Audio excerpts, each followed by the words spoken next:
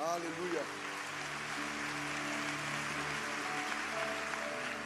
Pastor, o que é avivamento? Avivamento é a vida invadindo o lugar de morte.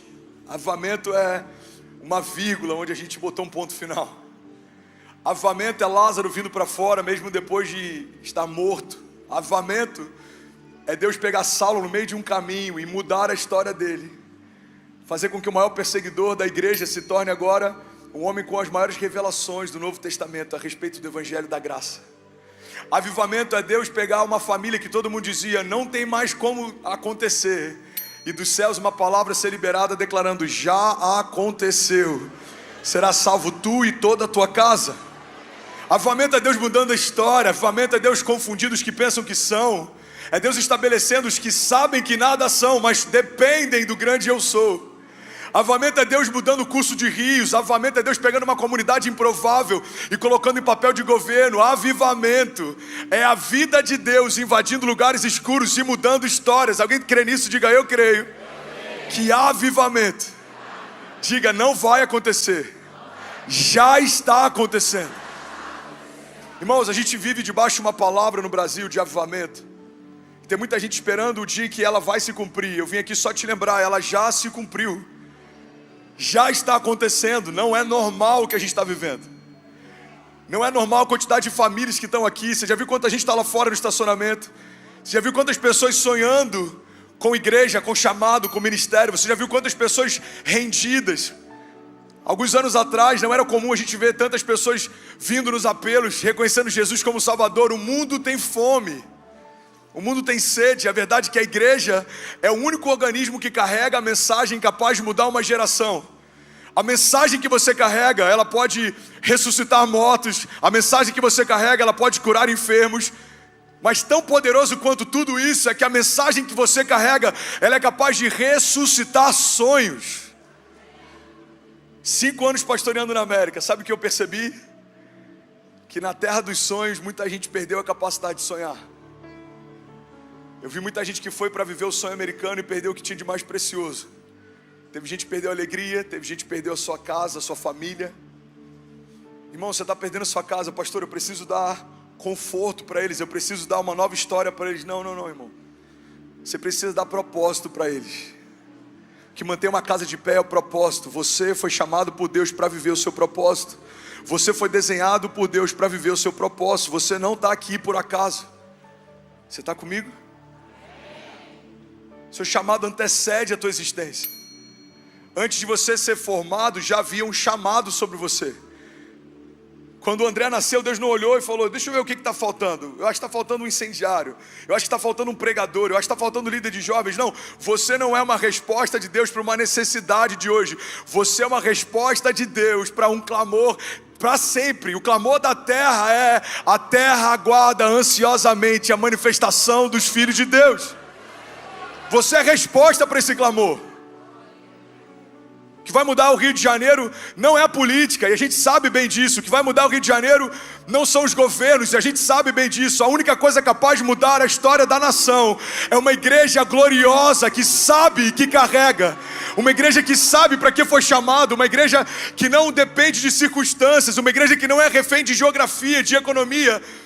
André, os tempos são maus, sempre foram, mas Deus continua sendo bom, sempre foi. Pastor, hoje os dias são piores do que eram ontem. Não são. Sodoma e Gomorra aconteceu há muito tempo atrás. O dilúvio aconteceu há muito tempo atrás. Os dias de hoje têm os desafios de hoje, mas a boa notícia é que os dias de hoje também tem uma igreja que Deus levantou para dias como esse. Foi para dias como esse que você foi chamado. Foi para dias como esse que a sua casa foi chamada. Fomos chamados para viver avivamento. Você crê nisso? Diga: eu creio que avivamento não é uma ideia. Diga: é a minha identidade. Irmão, a gente acabou de vencer um período difícil na história. Todo mundo lembra da pandemia, todo mundo lembra do Covid, todo mundo lembra do lockdown. Pessoas que a gente amava e perdeu. Teve gente que perdeu família, teve gente que perdeu negócios, teve gente que perdeu alegria. E se tem uma coisa que ficou muito clara para a gente no meio de uma pandemia, é que tão contagioso quanto o medo é a esperança. Existem duas coisas altamente contagiosas, o medo e a esperança. E a verdade é que você que escolhe o que você vai carregar. Se você quiser carregar medo, ele vai se tornar o seu conselheiro. Olha para mim, irmão, o medo é o pior dos conselheiros. Ele sempre vai te convencer que não dá, não vai acontecer, a porta não vai se abrir, Deus não vai cumprir o que prometeu, as coisas não vão fluir. Mas é você quem escolhe os seus conselheiros. Tem gente que está dentro de uma igreja, tem gente que faz parte do corpo de Cristo, tem gente que já nasceu de novo, mas por algum motivo, ao invés de aumentar a sua fé, preferiu diminuir suas expectativas. Mas eu vim aqui nessa tarde te lembrar que tão contagioso quanto o medo é a esperança. Há uma esperança viva e ela carrega um nome, se chama Jesus, o autor e consumador da nossa fé. O que vai mudar a história da sua casa, o que vai mudar a história dos seus filhos, o que vai mudar a história do seu ministério, é o que você carrega. Se você quer ser um portador de medo, é só você olhar para o que está acontecendo aqui fora. A economia não vai bem, a segurança não vai bem, mas Deus não nos chamou para nos movermos por aquilo que vemos. Deus nos chamou para nos movermos por aquilo que cremos. Tem gente dizendo, esse ano é um ano perdido. Nós como igreja declaramos, esse ano já é o melhor ano da nossa vida. Tem gente dizendo, Rio de Janeiro é um estado falido. Nós cremos, Rio de Janeiro é o berço de um avivamento sobrenatural. Tem gente que vai dizer o Rio de Janeiro é conhecido pelo carnaval. Nós cremos e declaramos, o Rio de Janeiro vai ser conhecido pelas igrejas. O maior romper de avivamento da nação nascendo nesses dias. Alguém crê nisso, pelo amor de Deus? Diga, eu creio. Diga que o Rio de Janeiro está cheio da glória de Deus. Declare com autoridade, diga, eu creio que a cidade do Rio de Janeiro está cheia da glória de Deus. Diga, eu creio que a minha casa, a minha família está cheia da glória de Deus. Vamos, igreja, declare com autoridade, diga, eu creio e eu declaro que a minha vida está cheia da glória de Deus. É você quem decide.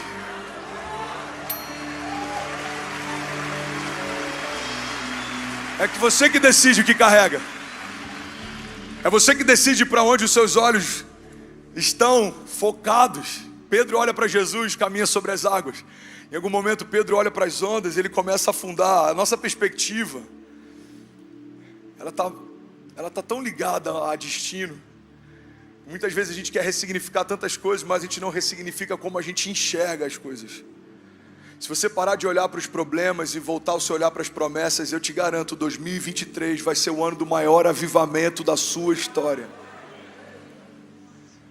2019 a gente foi enviado para a América. 8 meses depois começamos a plantar uma igreja em Miami, eu e minha esposa. Fiquei 3 anos e meio lá como estudante. Então toda sexta-feira eu enchia uma van de voluntários, dirigia até Miami, 3 horas e meia. Montava a igreja no meio de um coworking lá que fedia maconha, no meio de um Wynwood lá em Miami. Pregava, orava, atendia, desmontava, botava tudo na van e dirigia de volta mais 3 horas e meia para casa. Até que tempos depois a gente conseguiu espaço e finalmente a gente abriu a nossa igreja. E quando a gente abre a nossa igreja, vem o Covid e o lockdown. Eu lembro de um empresário que me chamou para conversar. E eu não imagino quantas coisas o pastor Josué teve que enfrentar para manter a igreja de pé. A gente tem que manter os nossos olhos fixos na promessa, não nos problemas, irmão. Declare isso comigo, diga, os meus olhos precisam estar fixos nas promessas, não nos problemas. Um empresário gigante, multimilionário, me chamou para conversar e falou, pastor, eu queria te dar um conselho. Eu sou um homem de negócios, eu sei lidar com recursos.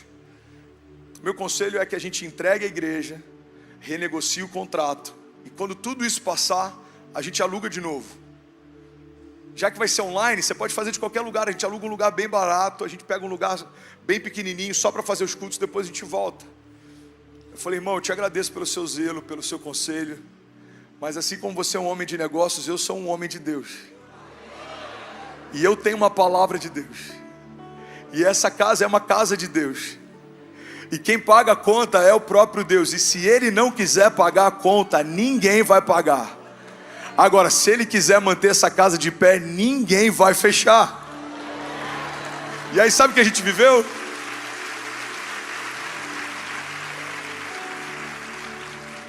A gente viveu uma explosão sobrenatural. Quando o Covid chegou, eu tinha um staff contratado na igreja. Quando o Covid acabou, a gente tinha 25 pessoas contratadas na igreja. A gente saiu de um auditório de 200 pessoas para tocar pessoas online, mais de 10 mil pessoas conectadas, 11 mil pessoas. Teve dias que a gente teve 15 mil pessoas. André, onde é que você quer chegar? Eu quero te lembrar que no meio do maior caos da sua história, você pode viver o maior romper da sua vida. Tudo depende para onde você olha. Tem gente que faz do jornal o seu devocional. Se acorda e já liga o noticiário. Não faça isso, irmão. Ciência de boas novas, ciência da promessa. Traga à tua memória o que te dá esperança. Pior coisa que você pode fazer é se encher com coisas que não vão mudar a tua história. O trânsito está mal, a economia está mal, bala perdida, algum problema. Não. Existe uma notícia ecoando nos céus. O Senhor continua sentado no trono, governando de geração em geração. Ele não é homem para que minta, nem filho do homem para que se arrependa. Cada palavra que Ele liberou sobre você vai se cumprir em nome de Jesus. Avivamento é sobre escolhas. Fala comigo, avivamento é sobre escolhas. Avivamento é sobre perspectivas. Avivamento é sobre você definir se você quer se mover por um diagnóstico ou por uma palavra. Se você quer se mover por um problema ou por uma palavra. Existem vários milagres na Bíblia que falam exatamente sobre isso. Alguém que decidiu olhar para a promessa e parou de olhar para o problema. Tem uma delas que eu amo. Alguém está comigo ainda? Diga amém. Amém. Que é a história de Davi. Quantos aqui amam a história de Davi? A gente olha para a história de Davi, é interessante porque é um jovem enfrentando um gigante. É alguém tão novo enfrentando alguém tão forte, tão desafiador.